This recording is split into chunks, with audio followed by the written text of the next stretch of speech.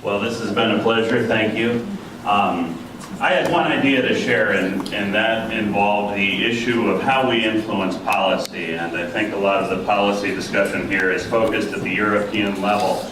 But at another level, all policy is local. And often by the time political officials, government officials are in the ministry, their views have been formed. And one of the things we hope to do, try to do, is get people at the beginning, because politicians often like to interfere in schools. And the division of labor between what is a political job and what is a professional job, an educator's job, that can be ambiguous, and where I live it's problematic. But I like a division of labor, and you can tell me if this makes sense to you. But where we are, we want the politicians to set the goals. That's a political process. Set the goals, and then we as educational experts can tell you this is how we most effectively reach that goal. And if we can establish that principle where we as the experts tell you how to do it, and you tell us what we have to do as part of a democratic society, then we have a pretty good arrangement. When politicians start telling us how to do the jobs in schools, how to arrange the policy, that's often ideological, and that's where we run into a lot of problems. So if we want to influence people, don't wait until they're in the ministry. The first time they run for election at the local level is the time for school leaders to reach out to them. Not in order to influence them politically, but to build a relationship where they have somebody they can trust. So you have the people running for the local political office, 10 years, some of them will be up the ladder. We invite them in, we get them to understand what's happening at the school level, what's happening with policy. And that's one of the ways we at the school leader level can have an influence on policy. So we can contribute in the media by saying, this is how things work. This is the evidence that supports how things work. This isn't our job to say necessarily, these should be the right goals, but let's stake out our ground as technical experts in how we go about doing these things. One of the reasons we do research is because common sense is not sufficient. We need to check to see if common sense works or not. That's why we seek the evidence and check it. Politicians have common sense. And so this is our ability to say, the common sense might tell us that your ideas would work. Here's what actually happens on the ground, and here's what we're getting from the research.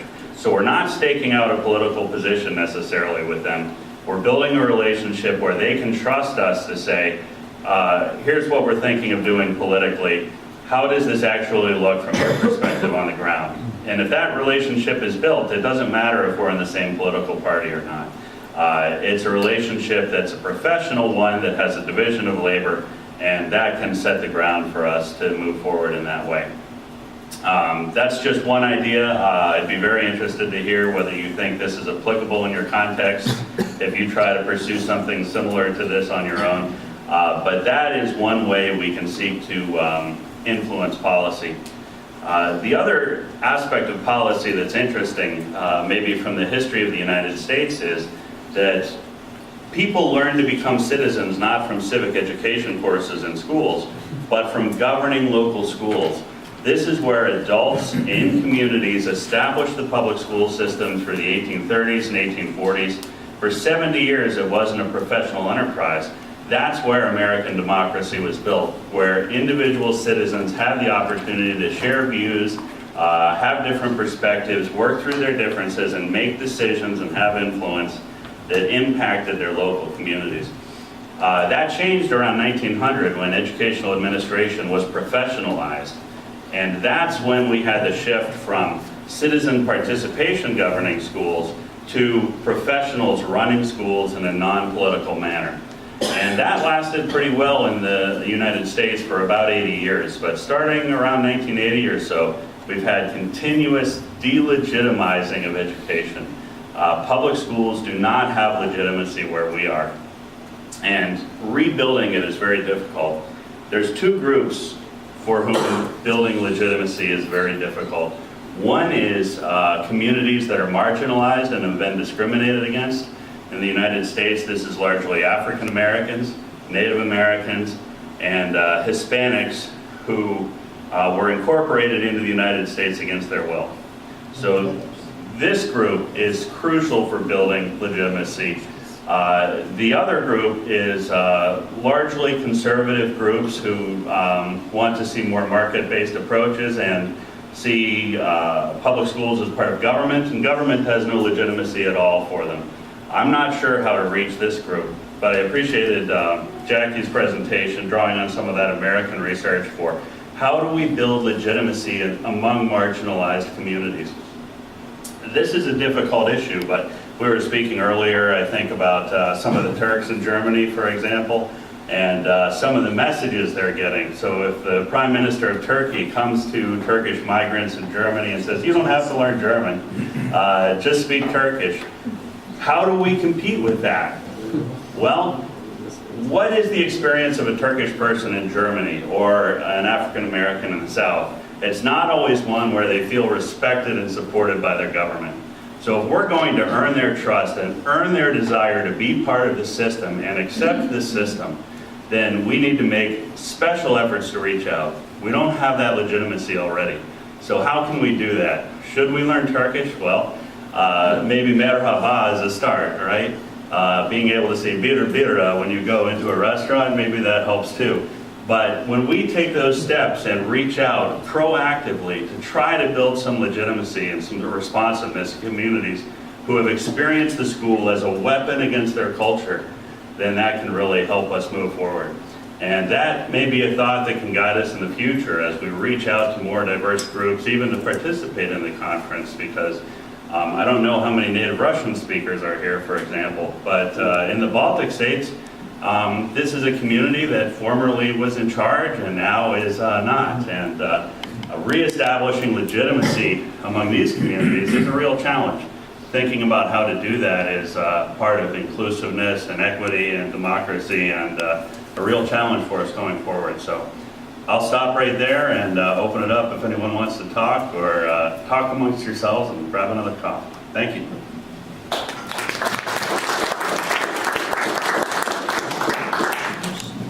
Would like anybody to add something? Really? Well, just want to share a point to do with the networking science that Nora talked about. But first of all, I just want to respond to your point about the politicians set the goals and then the educators are in charge of the means. That's how you see it.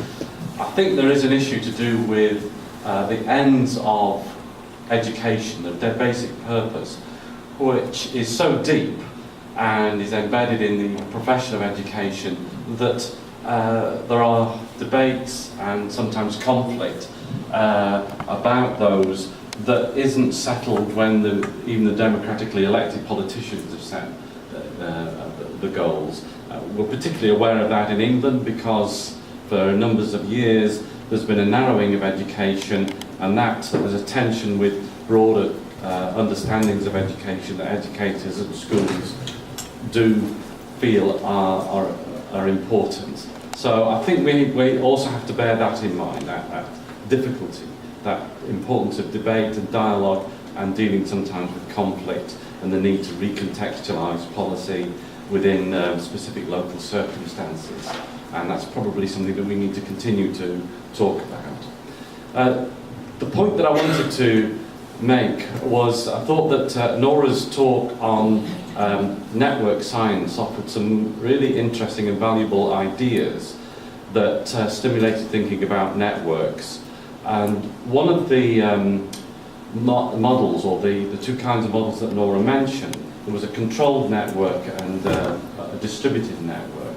And although this network and other networks are created, they're not naturally in a sense. I think what those two models highlighted have a value for thinking about what kind of model of network we want. And the more distributed kind of network is one where you get more innovation and you get diverse voices interacting with each other. Now, the organisation that I represent, BELMAS, which is the British Educational Leadership, Management and Administration Society, for those who aren't familiar with it, and it rolls off the tongue very easily, so do please practice it over coffee.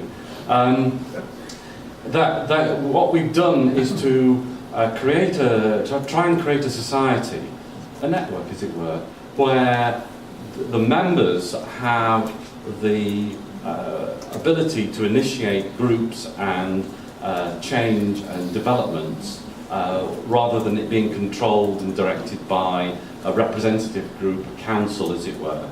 It's quite hard to do that often. It needs a little bit of funding as well that's available, but I think what we've done over the years is to progress that so that people within the society, and this is practitioners as well as academics, it's policy people as well as researchers, the point of the society is to bring them together.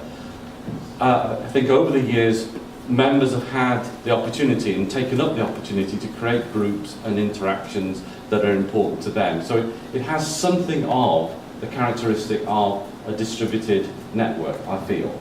And I think that's important and valuable for this network and the national networks to think about and consider how they can develop as a more distributed kind of network, and to reflect on what kind of model of network they seem to be building.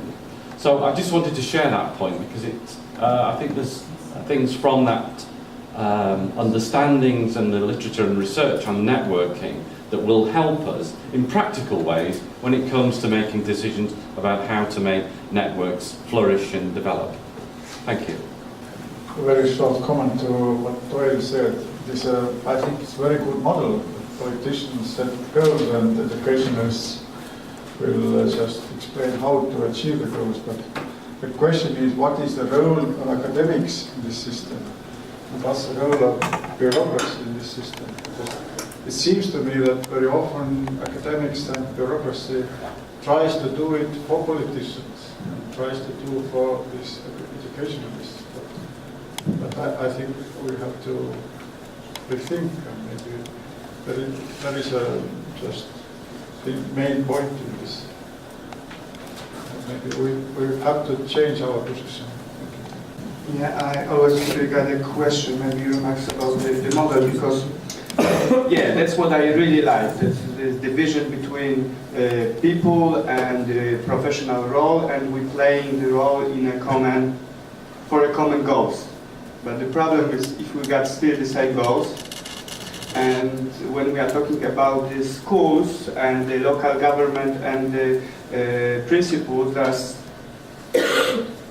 always the power relationship. And there's one thing. Another thing is the question how in this model is another mediating elements like emotions and relationships. How it's work? Thomas from Estonian school head. I very much thank all the people who have raised the question of goals. I believe the successful educational systems in the world share one common feature. The goals they have are cross-party,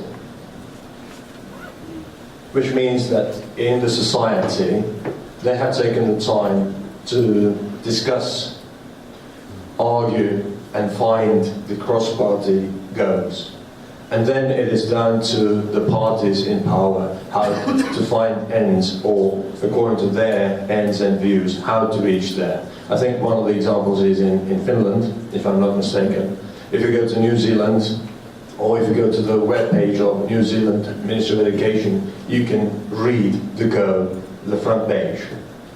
The rest of the world where cross-party goals, Estonia included, are not settled, are in this constant political fight over 4 or 5 year periods.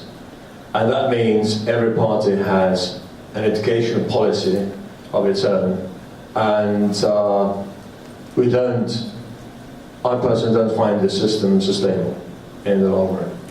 In Europe, we could find the cross-national country goals for Europe to address, and most probably then the policies would also be easier for all the national countries to adopt and work for that and get funding. Thank you. I would like to have 3 points here. First of all, we've been working hard in this network for 2.5 years now. We created a lot of trust, and that we know each other, and that's something that we should not lose. Nora's presentation could not have come at a better point, in fact, and thank you.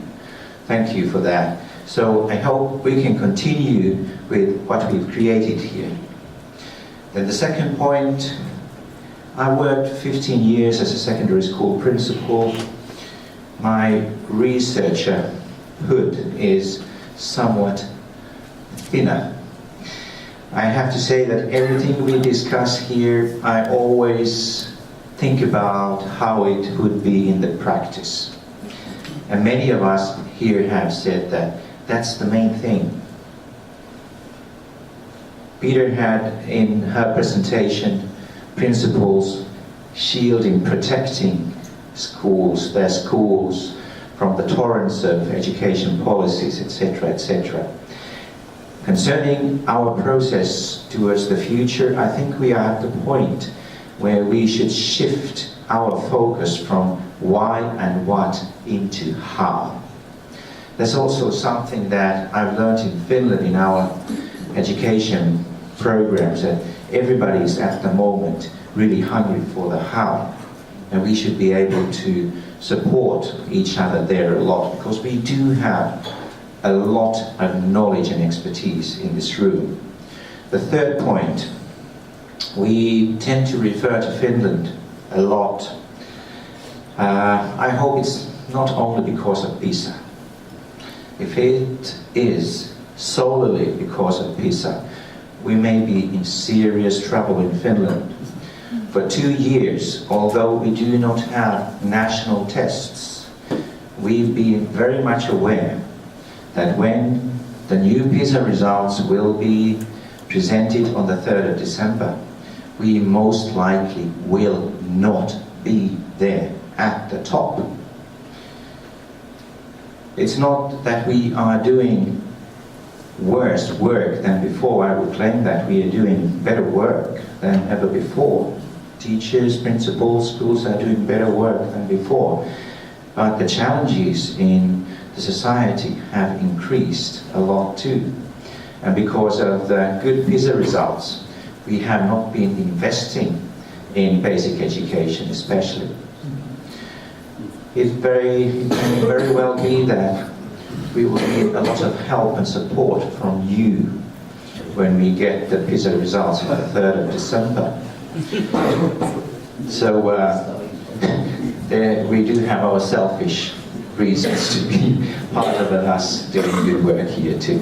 That was the third point. Thank you.